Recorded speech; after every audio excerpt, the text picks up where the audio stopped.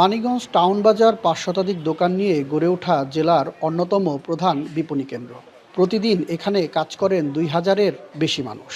তবে এই বিশাল বাজারে পয় নিষ্কাশনের জন্য রয়েছে মাত্র ২টি পাবলিক টয়লেট, যা দীর্ঘ ৬ মাস ধরে বন্ধ।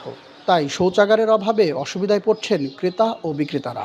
এতে করে বাজারের আশপাশের এলাকায় বাড়ছে অপরিচ্ছন্নতা, পরিবেশ পড়ছে হুমকির মুখে।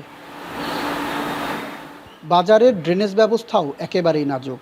সামান্য বৃষ্টিতেই নোংরা পানি জমে তৈরি হয় ভোগান্তি। এছাড়া অগ্নি নির্বাপনের কোনো ব্যবস্থা নেই বলেও অভিযোগ বাজার ব্যবসায়ীদের। বৃষ্টি নামলে পরে এই ড্রেনটা ভইরে বাজারে পানি উঠে তলিয়ে যায়। নোংরা অবস্থা দেখে বাজার করতে পারে না, বিভিন্ন সমস্যা। অগ্নি নির্বাপনের ওইরকম সুব্যবস্থা নাই এবং আগে যে ভাজা মাজা পুকুর ছিল সে পুকুরও নাই। এদিকে বাজারের পর্যাপ্ত পয় নিষ্কাশনের ব্যবস্থা না থাকায় মানুষের স্বাস্থ্যের ওপর মারাত্মক প্রভাব পড়ছে বলে জানান বিশেষজ্ঞরা। আর স্থানীয় প্রশাসন বলছে বাজারে বিদ্যমান সমস্যা সমাধানে কাজ চলছে।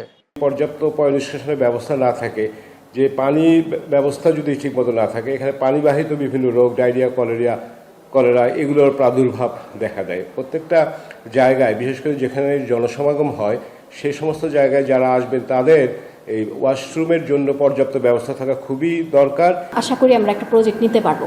পাবলিক টয়লেট এটা তো নেসেসারি, সুতরাং আমরা মেয়ে এবং ছেলে দুইজনের জন্য আমরা ব্যবস্থা নেব। দ্রুত এসব সমস্যা সমাধান করে বাজার ব্যবস্থা উন্নত করার দাবি ব্যবসায়ী ও ক্রেতাদের।